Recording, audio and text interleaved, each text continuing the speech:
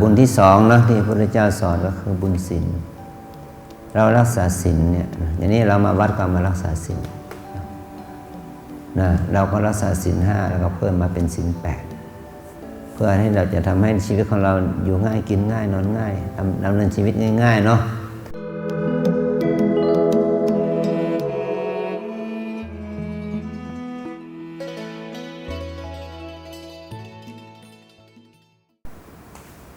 วันนี้แม่ชี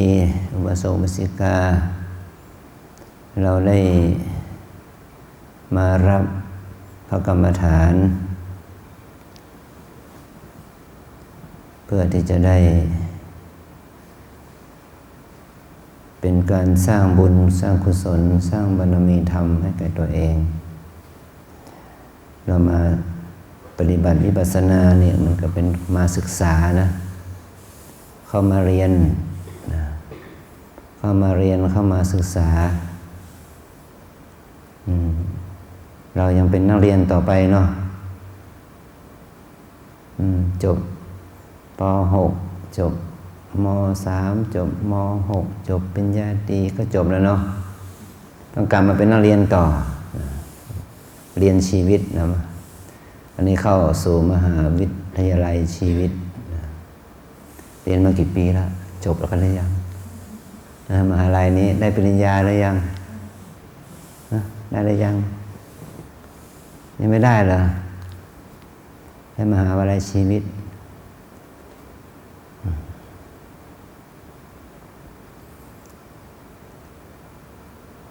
มหาแปลว่าใหญ่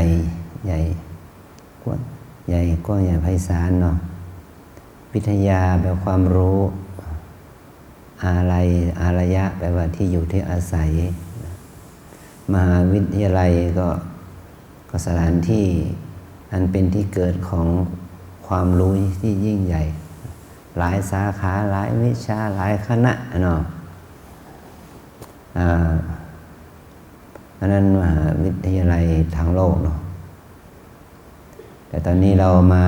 เรียนมหาวิทยาลัยทางธรรมเนาะ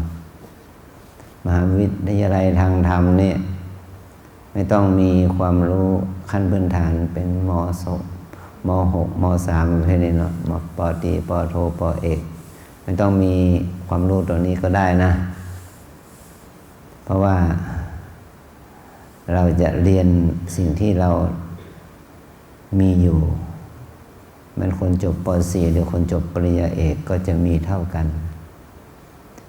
ถ้าว่าในแง่ของกิเลสได้ว่าคนทุกคนก็มีกิเลส10 ตัวที่ท่านจัดว่าธรรมะที่เป็นกิเลสเนาะมี10 อย่างเหมือนกันหมดมันจะบวชเป็นพระแล้วก็ยังมีกิเลส10 ตัวนี่เหมือนเดิมนะถ้าไม่ฝึกฝนอบรมภาวนาเนาะเราแม้จะเป็นแก่เท่าแล้วเนาะผม2 สีละนะก็ยังมีกิเลส10 ตัวนี่อยู่นะโยมอาจจะคิดว่าโอ้ฉันแก่แล้วฉันไม่มีกิเลสแล้วไม่ใช่นะมีอยู่มีครบ10เลยล่ะนะเหมือนกันเพียงแต่ว่ามันจะมีกำลังแสดงออกมากหรือน้อยแล้วนะ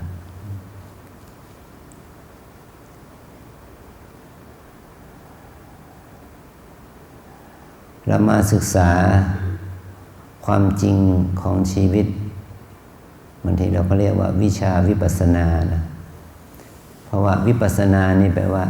ปัญญาเห็นแจ้งเป็นพิเศษปัสสนานี่แปลว่าเห็นวิแปลว่าวิเศษวิปัสสนาแปลว่าเห็นวิเศษเห็นเป็นพิเศษเห็นต่างจากที่เรารู้มาเมื่อเราเห็นด้วยปัญญาแห่งการภาวนาอย่างนี้มันจะทำให้เราหมดความสงสัยหมดความเห็นผิดนะหมดความรู้ผิดคิดผิดเห็นผิดนะมันจะได้ปราศจากความรู้ผิดคิดผิดเห็นผิดจะนึกคำว่าปราศจากกิเลส10 ตัวอย่างที่ว่านะกลัวกิเลสหมดไหมเนี่ยนะโยมกลัวกิเลสหมดไหมเนี่ย มาวัดลำเพิงเดี๋ยวกลัวกิเลสหมดเนาะออกไปจากวัดแล้วไปบ้านจะทำยังไงดีเนาะกิเลสมันหมดซะแล้วไอ้เนาะ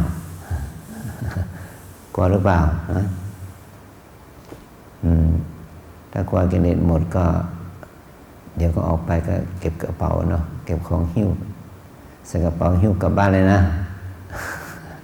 เดี๋ยวกิเลสจะหมดเนาะอยู่บ้านไม่สนุกเนาะ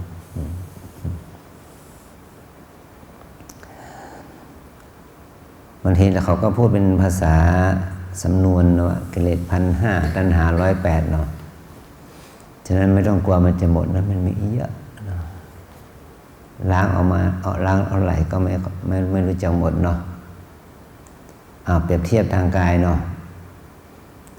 เราอาบน้ำตั้งแต่คลอดจากครรภ์แม่เนาะชำระล้างคราบไขมันใช่ไหมจนถึงทุกวันนี้อาบอยู่ไหมเนี่ยอาบอยู่ขี้ใครยังมีอยู่ก่อนสระผมเนาะสระอยู่ไหมขี้หัวมีอยู่ไหมยังมีอยู่เนาะแปรงฟันแปรงไหมขี้ฟันยังมีอยู่ไหมเนาะแปรงเท่าไหร่ก็ไม่หมดเนาะสระเท่าไหร่ก็ไม่หมดล้างเท่าไหร่ก็ไม่รู้จะหมดเนาะในช่วงนี้อาจารย์ต้องการเช็คน้ำหนักต้องการเช็คน้ำหนักคุมน้ำหนักร่างกายเนาะว่าให้มันไม่ให้มันสูงหรือไม่ให้มันต่ำกว่านี้เลยใช้วิธีชั่งน้ำหนักของเราเองเนาะแปลกมากนะแปลกเพิ่งรู้เนาะทดสอบ3 หนละตรงกันเป๊ะเลยนะอะไรตรงกันไม่รู้ไหมสมมติว่าก่อนส่งน้ำเนาะแล้วก็มีแค่ผ้าอาบน้ำพื้นเดียวผ้าน้ำฝนเนาะบางๆพื้นหนึ่งอาบเราขึ้นไปชั่งน้ำหนักสมมติว่า57.40ก่อนส่งน้ำเนาะพอส่งขับไข่เอาหมดนะเนาะส่งแล้วก็เช็ดเนื้อเช็ดตัวแห้งแล้วเนาะก็ใช้ผ้าผืนเดียวนุ่งผ้าแห้งเนาะช่างมันลดไป10 กรัมมันก็จะเหลือจาก40ก็เหลือ30 3 หนเลยลองทดสอบว่าเราอาบน้ำครั้งหนึ่งน้ำหนักลดไป10 กรัม10 กรัมนะโยมนะขี้ใครทั้งนั้นออกไปเนาะรู้ไหมขัดขี้ใครนะขัดเนาะไม่น่าเชื่อนะว่าอาบน้ำนี่น้ำหนักลดนะไป10 กรัมเนาะอันนี้เป็นความรู้ที่เราไม่เคยรู้มาก่อนเหมือนกันเนาะขี้ไข่เนี่ยถูอัดนี่เนาะหนังกำพร้าเนาะหมดไป10 กรัมโยมอันนี้เป็นต้นนะนี่ก็กลับมาเรื่องของเราเนาะว่าเรามาศึกษาวิปัสสนาหรือมาเจริญวิปัสสนากรรมฐานเนี่ยมาศึกษาความจริงของชีวิตนะมาศึกษาความจริงของชีวิตเรามีความจริงอยู่2 อย่างความจริงที่เราเรียกว่าสมมุติสัจจะเช่นเรามีพ่อเรามีแม่เนาะหรือว่านี่คือพ่อแม่อันนี้คือปู่ย่าตายายอย่างนี้นะอันนี้เป็นความจริงแบบสมมุติสัจจะเนาะว่าเรามีพ่อมีแม่เรามีครอบครัวเรามีลูกเนาะอันนี้ลูกเราอันนี้เรียกว่าเป็นความจริงสมมุติสัจจะความจริงอันที่2ก็เรียกปรมัตถสัจจะความจริงที่มันเป็นความจริงแท้นะความจริงที่มันเป็นความจริงแท้มีอยู่4 อย่างด้วยกันนะถ้าโดยภาษาพระเขาเรียกว่าจิตเจตสิกรูปนิพพานเนาะแต่ถ้าพูดเป็นภาษาชาวบ้านก็มีกายกับใจเนาะกายกับใจ อ นนี้เป็นปรมัตถสัจจะนะกายกับใจมีกายไหมมีไหมมีใจไหมมีเนาะเนี่ยมีกายกับใจภาษาพระเราเรียกว่ามีรูปกับนามถ้าเติมคำว่ารูปธรรมนามธรรมก็เรียกว่าเราทุกคนนี่มีธรรมสองอย่างคือมีรูปธรรมกับมีนามธรรมก็หมายความว่าเราทุกคนมีธรรมะนะมีธรรมะกันทุกคนนะมีกายกับใจหรือมีรูปกับนามรูปธรรมนามธรรมรูปธรรมทำไมจึงชื่อว่ารูปเนี่ยรูปะรูปนี่แปลว่าธรรมชาติที่มีความผันแปรเสื่อมสลายมันผันแปรเป็นแปรเสื่อมสลายที่เราศึกษาทางวิทยาศาสตร์การแพทย์เนาะเป็นต้นเนาะว่าเชื้อพ่อกับเชื้อแม่ผสมกันแล้วเกิดเป็นเนาะตัวอ่อนในเนาะหนึ่งเซลล์เนาะ1 เซลล์ที่ว่าโครโมโซมของพ่อของแม่เนี่ยสลัดออกคนละครึ่งแล้วมันผสมกันเนาะเรียกว่าจับคู่กันนะเป็น1 เซลล์ต่อมาก็ขยายเป็นทวีคูณใช่ไหมจาก1เป็น2 1ก็หายไปเนาะเป็น2ละจาก2เป็น4ไอ้2มันก็หายไปเป็น4จาก4เป็น8ขยายไปเรื่อยเนาะเป็นทวีคูณจนกลายเป็นเนื้อเยื่อกลายเป็นตัวอ่อนเนาะแล้วกลายเป็นทารกเนาะเนี่ยเมื่อเป็นทารกแล้วอยู่ในครรภ์แม่ไม่ได้แล้วคลอดออกมาเนาะ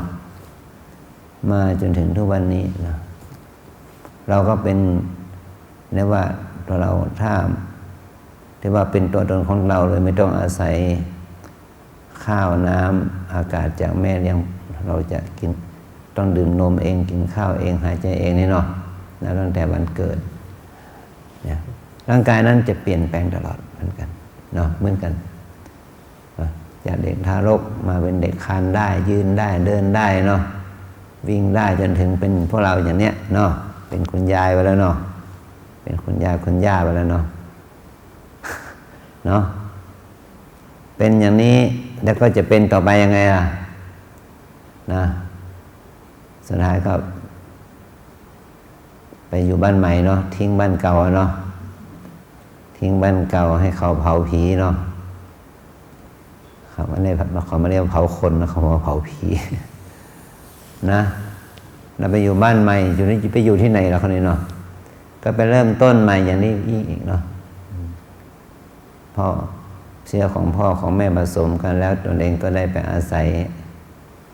กายนั้นเนาะจิตเรียกว่าจิตวิญญาณอย่างลงสู่ครรภ์แม่อีกเนาะแล้วเราจะ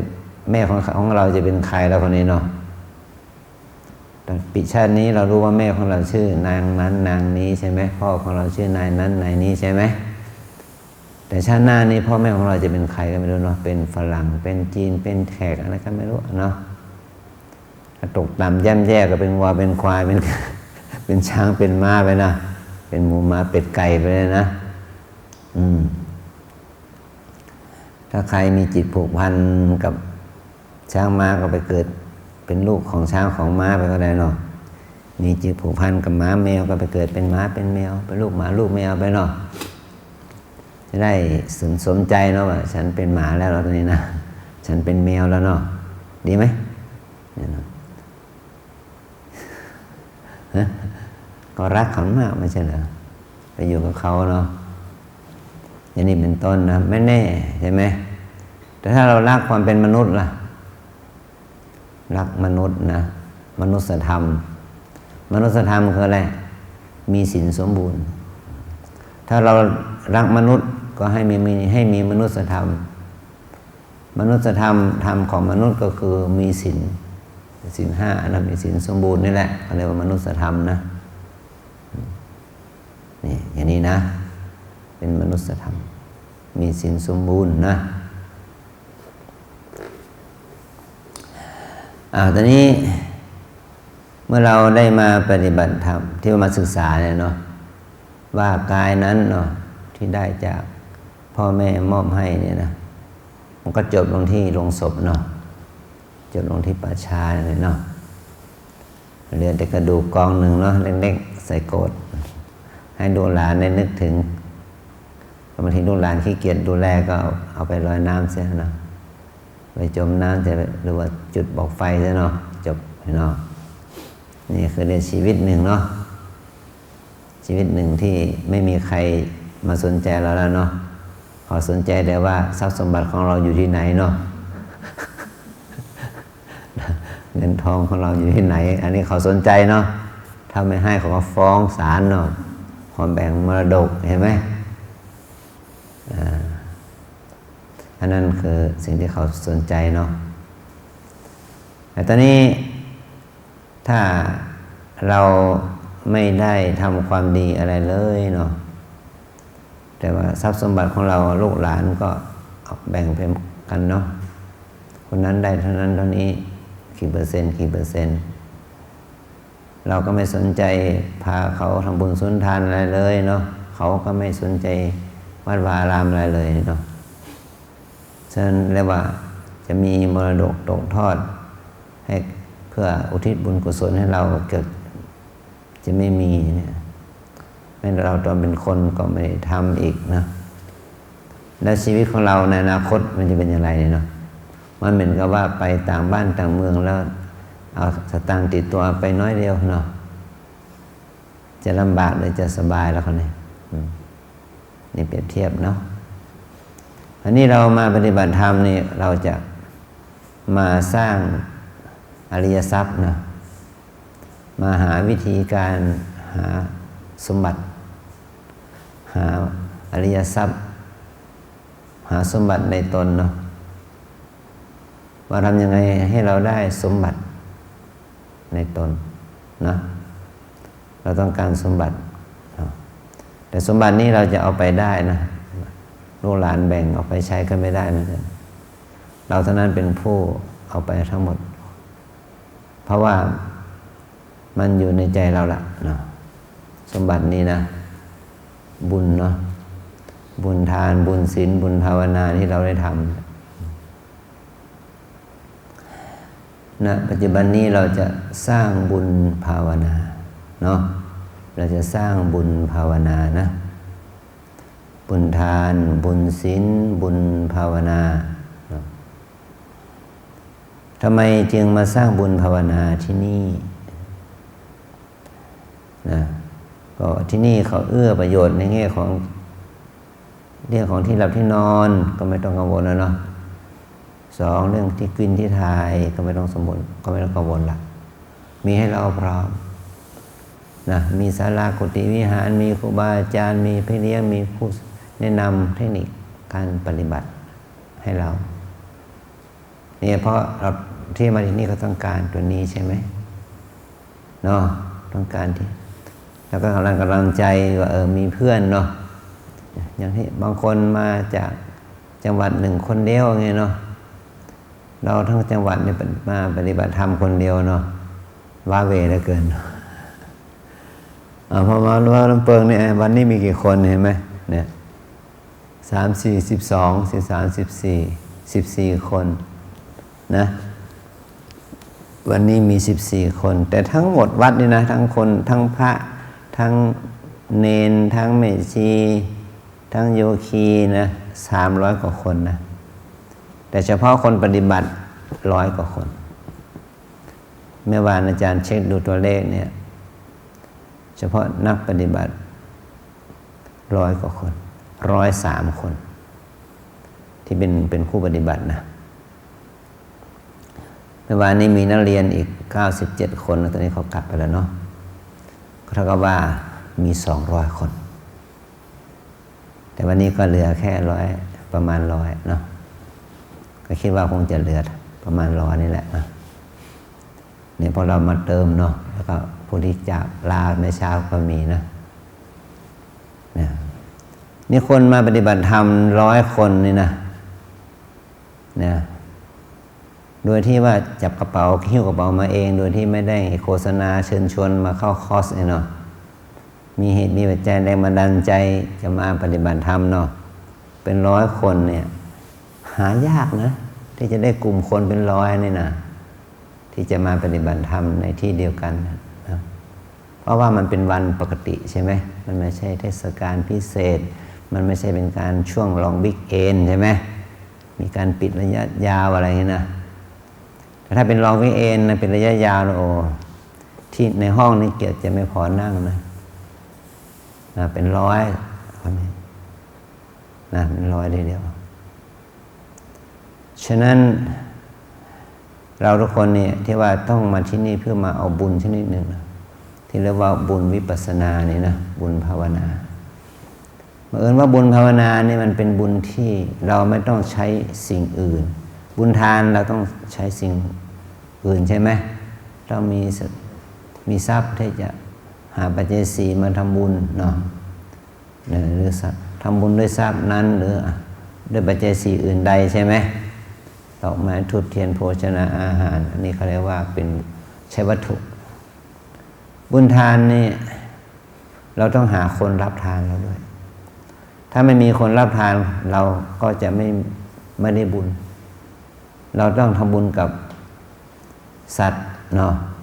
เช่นเอาอาหารไปโปรยให้ปลากินบ้างนี่เนาะหรือทำบุญกับคนยากคนจนทำบุญกับเด็กนักเรียนผู้ยากไร้อย่างนี้เนาะหรือทำบุญกับเด็กที่เรียนดีเรียนเก่งยากแต่ว่ายากจนเนี่ยให้รางวัลการศึกษาเนาะหรือว่าทำบุญกับพระภิกษุสามเณรเนาะหรือทำบุญกับองค์กรการศึกษาองค์กรสาธารณสุขหรือองค์กรสาธารณกุศลต้องมีองค์กรบุคคลรองรับจึงจะสามารถทำทานได้ไม่ใช่ว่าเขาเป็นผู้ได้รับประโยชน์นะเราได้รับประโยชน์เพราะว่าเราได้ทำบุญทานสำเร็จเราได้ประโยชน์ละเราได้ทานบารมีของเราแล้วใช่ไหมผู้รับทานนั้น ทำให้บุญของเราสำเร็จแต่ว่าคนรับมันเยอะคนให้มันน้อยเนาะทำไมล่ะเพราะเราไม่ได้เป็นอัครอภิมหาเศรษฐีอะไรเนาะจะทำรางวัลละ100 ล้าน200 ล้านก็ได้เงี้ยมันไม่ใช่อย่างนั้นเนาะ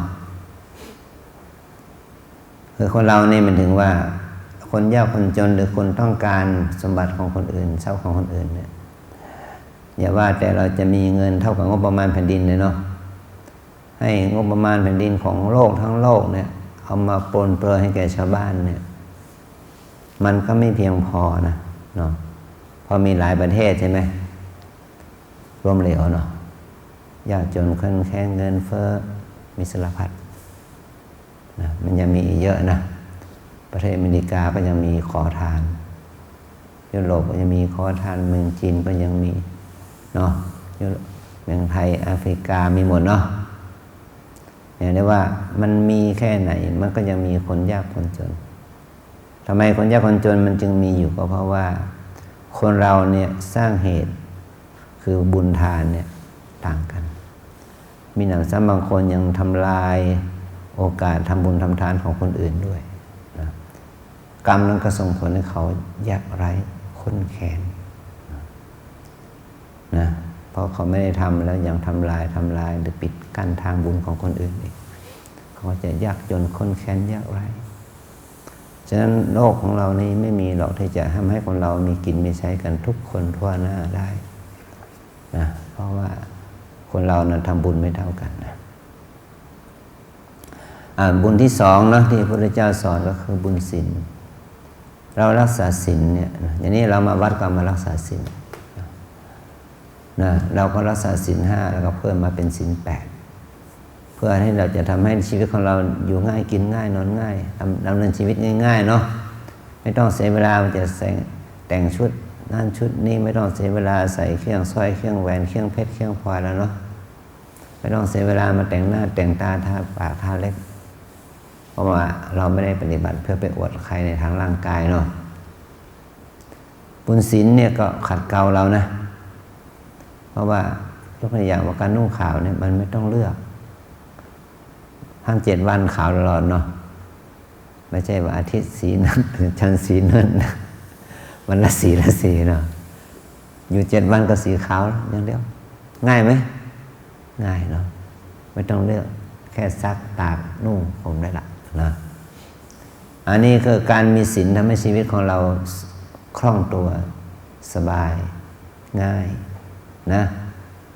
แล้วก็อยู่ด้วยกันได้เป็นระบบเดียวกันกิน2 มื้อเหมือนกัน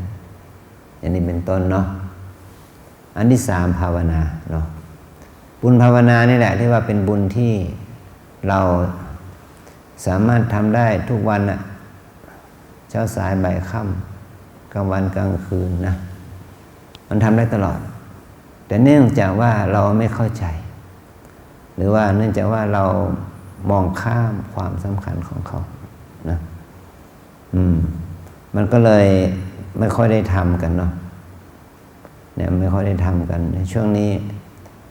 บางคนเราไปเตรียมด้วยว่ากฐินทานเนาะจะทอดกฐินนั่นนี่ใช่ไหมแต่ว่าบุญภาวนานี่เราไม่ต้องเตรียมเลยนะไม่ต้องเตรียมเพราะว่าของที่เราใช้ภาวนานั้นมันอยู่กับเราอยู่แล้วนะเมื่อกี้ไม่ชีสาธิตหรือยังกราบเดินนั่งได้ทำหรือยังทำแล้วเนาะเอาสิ่งมาย้อนให้ฟังเนาะมือเนี่ยเห็นไหมมีอยู่แล้วเนาะแต่ว่าจะมีสติกับการพลิกมือเลยเนาะยังไม่เคยได้ทำอย่างนี้เนาะเห็นไหมพลิกหนอพลิกหนอพลิกหนอเนาะแค่มีสติกับการพลิกฝ่ามือก็เป็นกรรมฐานได้เนาะเนี่ยบางคนยังไม่เคยทำเนาะเนี่ยอย่างนี้นะมีเราเอาเท้ามาไหมเท้าอยู่กับเราแต่เกิดนี่ว่าเนาะแต่เอาเท้าทำบุญนี่ได้ทำหรือยังเอาเท้าทำบุญแล้วยังไงขวาย่างหนอซ้ายย่างหนอเห็นไหมเราเอาสิ่งที่เราเดินใช้เดินมาตั้งแต่เกิดเนาะตั้งแต่เดินได้จนถึงทุกวันนี้เนาะเราไปทำประโยชน์อย่างอื่นก็ทำอยู่นะที่ว่าเอาเท้าเดินไปเรียนหนังสืออย่างนี้เป็นต้นเนาะก็ได้ทำอยู่แต่ว่าเอาเท้ามาเดินเพื่อเอาบุญเนี่ยมันไม่ได้ทำเนาะอย่างนี้เนาะตอนนี้เราก็เอาเท้ามาทำบุญหน่อยนะแค่เดินยังมีสติก็ได้บุญละเห็นไหมอย่างนี้นะ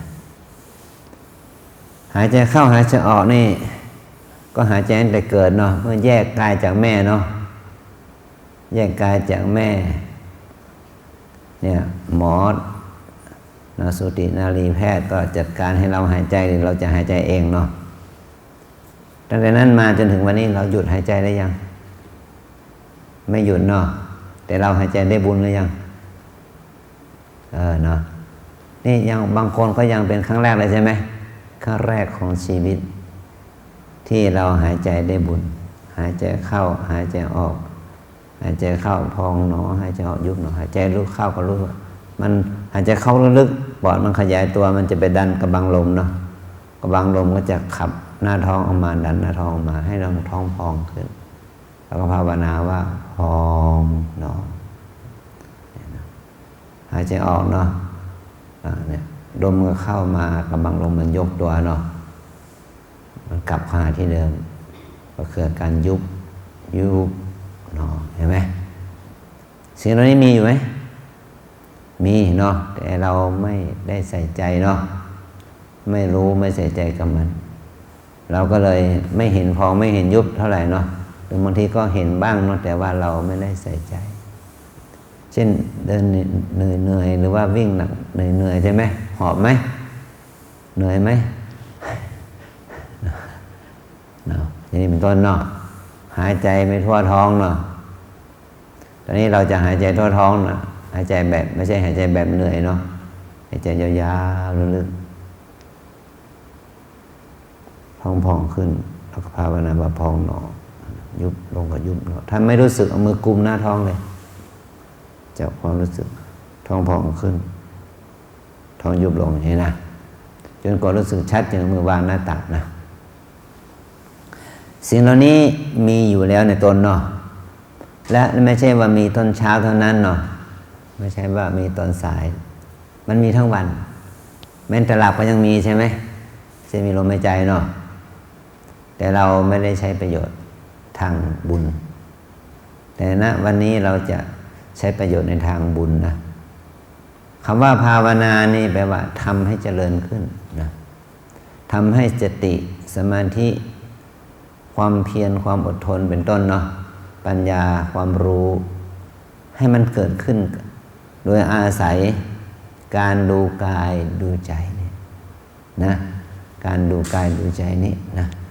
ถ้าเรามีสติมีสัมปชัญญะดูกายดูใจนี่อย่างต่อเนื่องเนาะมันก็จะทำให้เรารู้ขึ้นมาเนาะอาจารย์ขอเปรียบเทียบนะนี่ก็ว่าพรมผืนนี้เนาะมันจะเป็นสีได้เนี่ยมันต้องอาศัยการเรียกว่าทอพรมเนาะถักทอใส่สีให้ถูกจังหวะเนาะมันก็กลายเป็นพรมสีเนาะต่างๆสีที่มีลวดลายเนาะแต่ถ้ามันหยาบหน่อยก็แล้วเนาะมันเรียกว่าภาพที่ต่อแบบเอาจิ๊กซอว์เนาะในจิ๊กซอว์เนาะเราไปซื้อจิ๊กซอว์มาชุดหนึ่งใช่ไหมเราเห็นภาพนี้โอ้พอใจแล้วก็ซื้อมาเนาะเพื่อเราเองจะได้มีโอกาสเล่นเนาะเป็นในตัวเข้ามาต่อเนาะต่อภาพหามุมหาเหลี่ยมต่อเข้าไปเนาะเนี่ยถ้ามันต่อถูกทุกช่องใช่ไหมมันก็จะเหมือนกับภาพต้นแบบเนาะพอได้ภาพต้นแบบปั๊บแล้วก็ลงกาวลงอะไรนะสกรีนเนาะใส่กรอบเนาะนี่เปรียบเทียบเนาะมันก็เป็นภาพสมบูรณ์แบบหรือว่าทำโครเชต์ก็ได้เนาะถักโครเชต์จากเส้นได้กลายเป็นเสื้อกลายเป็นผ้ากลายเนาะกลายเป็นเสื้อกลายเป็นอะไรอย่างงี้เนาะกลายเป็นผ้าพันคออย่างงี้เนาะหรือว่าละเอียดลงไปปักกอติสเนาะ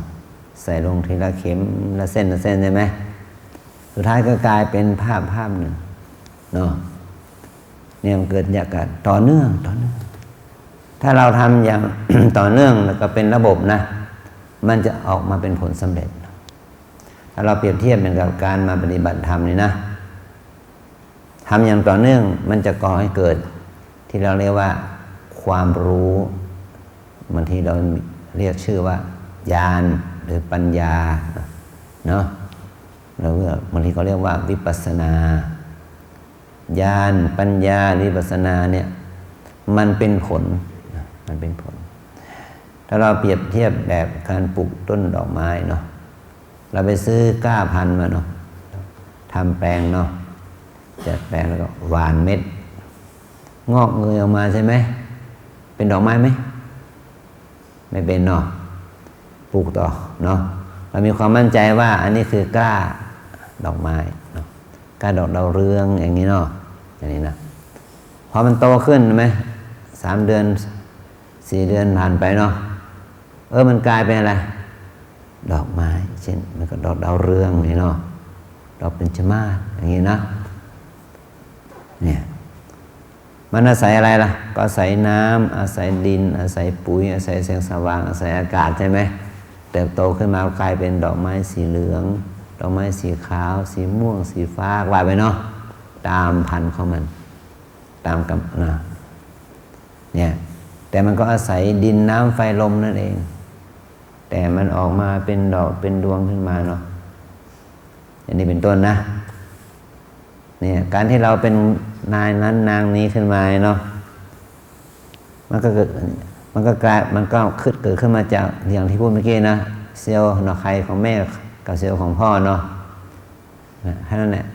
แล้วก็เติบมาจนถึงวันนี้เนาะเติบโตมาถึงวันนี้ปรากฏการออกมาเป็นแขนขาหน้าตาเพศเนาะมาจากนี่แหละเนาะมาจากเชื้อพ่อเชื้อแม่นี่แต่มันผันแปรไปเรื่อยเนาะผันแปรไปเรื่อยตอนเราเป็นเด็กเราก็อยากเป็นผู้ใหญ่เนาะอยากเป็นผู้ใหญ่ก็อยากจะเป็นคนเป็นพ่อแม่คนเป็นต้นเนาะจะเป็นเจ้าเป็น เจ้าของธุรกิจการงานเป็นผู้นำอย่างนี้เป็นต้นเนาะ เรามีครอบครัวอยากมีลูกมีหลานจะได้เป็นพ่อเป็นแม่คนเนาะพอได้ลูกแล้วอยากให้ลูกมีลูกเนาะเราจะได้เป็นคุณย่าคุณยายเนาะ ใช่ป่ะอยากจะเห็นหลานเนาะอย่างนี้เป็นต้นนะจะเป็นหลานเป็นเลนแต่มันต้องแลกนะสิ่งเหล่านี้มันต้องแลกกับอะไรรู้ไหมความแก่เนาะความเปลี่ยนแปลงเนาะเนี่ยกว่าเธอจะได้เป็นคุณตานะคุณปู่คุณตาเธอจะต้องแลกเอากับความแก่เนาะนะหนุ่มเนาะสาวนะสาวทั้งหลายเธอต้องแลกด้วยความแก่นะถ้าเธอไม่แก่เธอก็ไม่ได้เป็นคุณย่าคุณยายเนาะเธอต้องแลกเอาความแก่ถามคนแก่สิอยากจะเป็นย่าเป็นยายไหมเนี่ยนั่งกับเพื่อนจะไม่ไหวแล้วเนี่ยยิ่งจะเป็นย่าทวดยายทวดนั้นได้หลานได้เหลนได้โหลนวะเนาะ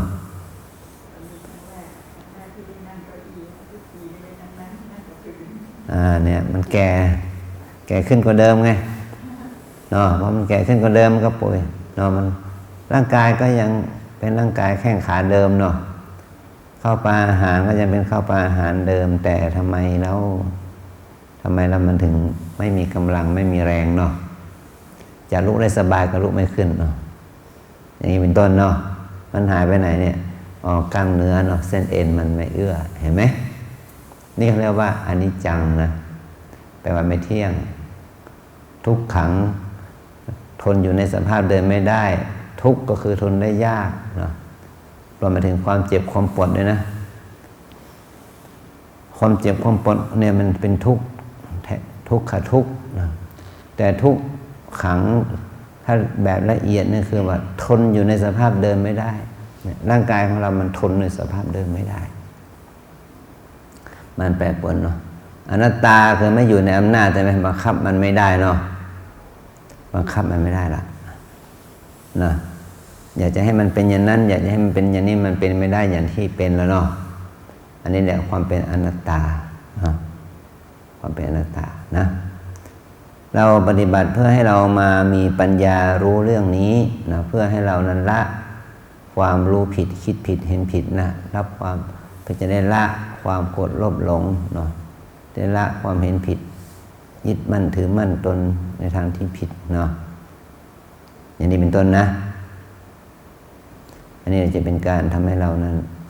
ขจัดความรู้ผิดคิดผิดเห็นผิดนะขจัดความโกรธโลภหลงลงไปเนาะวิปัสสนาจึงหรือว่าภาวนาเนี่ยนะเมื่อเราสะสมความดีงามไปเรื่อยๆจนเกิดปัญญาเห็นแจ้งอย่างความจริงของชีวิตว่ากายใจรูปนามนี้เป็นเช่นนี้นี่แหละเขาเรียกว่าเป็นปัญญาวิปัสสนาทำให้เรานั้นได้เข้าใจถูกต้องนะละความโกรธโลภหลงได้นะ ละความคิดความเห็นในทางที่ผิดได้เราก็จะได้ไม่ทุกข์กับความยึดมั่นว่าไม่ยอมรับความเป็นจริงเนาะบางทีเราไม่ยอมรับความเป็นจริงมันทุกข์กับความไม่ยอมรับความเป็นจริงแต่ว่าเมื่อเรายอมรับความเป็นจริงความทุกข์เหล่านั้นก็ดับไปเมื่อเรายอมรับได้เนาะเนี่ยนะเราต้องฝึกนะมาที่นี่มาเพื่อฝึกฝนเนาะตามสภาพกายสภาพจิตของเราเนาะต้องฝึกฝนนะเอาทุกคนบนมือว่าตามเนาะวิปัสสนากรรมฐานตามแนวสติปัฏฐานมีสี่อย่างหนึ่งกายสองเวทนาสามจิตสี่ธรรมวิปัสสนากรรมฐานตามแนวสติปัฏฐานมีสี่อย่างหนึ่งกายสองเวทนาสามจิตสี่ธรรมหนึ่งกายสองเวทนาสามจิตสี่ธรรมหนึ่งกายสองเวทนาสามจิตสี่ธรรมกรรมฐานมีสี่ตัวนะกายเวทนาจิตธรรมนะเรามีกายเรามีเวทนาเรามีจิตเรามีธรรมกันทุกคนนะ ำว่ากายก็โอเคนะร่างกายนี้โดยอาศัยการเอาร่างกายนี้มาเป็นที่ตั้งของการเจริญสติโดยการกำหนดรู้อาการของกายตั้งแต่การกราบการเดินการนั่งอย่างที่อธิบายไปแล้วเนาะส่วนเวทนานะหมายถึงว่าเมื่อเราเดินอยู่นั่งอยู่บ่อยๆเนี่ยแล้วก็ต่อเนื่องมันนานๆมันจะเกิดเวทนาทางกายใช่ไหมชาเจ็บเหน็บเมื่อยทุกข์เนาะทางใจก็ดีใจเสียใจหัวเราะร้องไห้อย่างเป็นต้นเนาะหรือเฉยๆเนาะอันนี้เรานั่งอย่างนี้แล้วก็เราก็ไม่ได้รู้สึกดีใจเสียใจนี่ก็เรียกว่าอุเบกขาแปลว่าเฉยๆนะเป็นกุศลประเภทอุเบกขาอย่างนี้นะอันที่สามจิตความคิดนะเราต้องดูจิตของเราเองด้วยว่าขณะที่เราปฏิบัตินั้นสภาพจิตของเราเป็นอย่างไรฟุ้งซ่านหดหู่นะหรือว่าคิดเป็นทางความโลภอยากได้นั่นอยากได้นี้อยากมีนั่นอยากเป็นนี้เนาะหรือว่าโกรธไม่พอใจไม่ชอบใจอิจฉาริษยาหรือว่าอาฆาตพยาบาทเนาะเนี่ยโกรธแล้วก็โลภโกรธบางทีก็เกิดความฟุ้งซ่านรำคาญสงสัยก็มีสติรู้ว่าตอนนี้จิตเป็นชิ้นนี้เนาะเอาง่ายๆเลยเนาะมันคิดหรือไม่คิดพอละเนาะถ้ามันคิดไปทางอนาคตคิดทางอดีตเนี่ยเราก็ดึงกลับมาปัจจุบันเนาะเพราะว่าคิดเนี่ยนะเป็นธรรมชาติของจิตคือธรรมชาติคิดแต่มันคิดไม่อยู่กับความเป็นจริงคิดไปเรื่องอนาคตอดีตเนี่ยเรียกว่ามันไม่ใช่ทางเนาะรู้ตัวบ้างก็คิดหนอคิดหนอหรือฟุ้งหนอฟุ้งหนอดึงกลับมาหาปัจจุบันนะไม่ใช่ว่าไปหยุดคิดนะมันไม่หยุดคิดไม่ได้มันเหมือนกับแม่น้ำใหญ่เนาะเป็นนั่งกระแสน้ำไหลเนี่ยมันไหลของมันแต่ประโยชน์อยู่ที่ว่าการทำนบทำเมืองฝายเนาะแบ่งกระแสน้ำเข้าไล่เข้านาเข้าสวนได้ประโยชน์เนาะหรือว่าเราจะใช้วิธีสูบเนาะสูบด้วยท่อด้วยเครื่องสูบใหญ่เนาะเป็นเข้าสู่สระเข้าสู่ระบบประปาอะไรอย่างนี้นะมันก็จะได้ประโยชน์